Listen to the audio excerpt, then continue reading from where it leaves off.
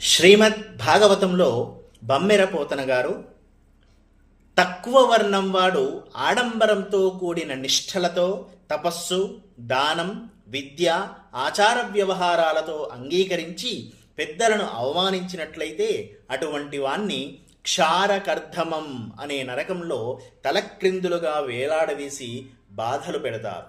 ఊళ్ళల్లోనూ అడవులలోనూ ఉండే జంతువుల కడుపులలో శూలాలు గుచ్చి హింసిస్తూ ఆ జంతువులు గిలగిలా తన్నుకుని బాధపడుతుంటే గంతులు వేస్తూ సంతోషించే వారిని యమకింకరులు శూలప్రోతము అనే నరకంలో త్రోసి శూలాలతో కృచ్చుతారు.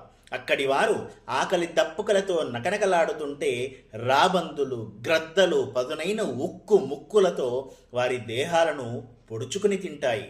ఇంతేకాక నిర్దాక్షిణ్యంగా నోరులేని జంతువులను పీడించే పాపాత్ములను దందశూకము అనే నరకంలో పడవేస్తారు. అక్కడ 5 తలలు 7 తలలు గల సర్పాలు వాళ్ళను కరుస్తూ ఉంటాయి. ధన్యవాదం.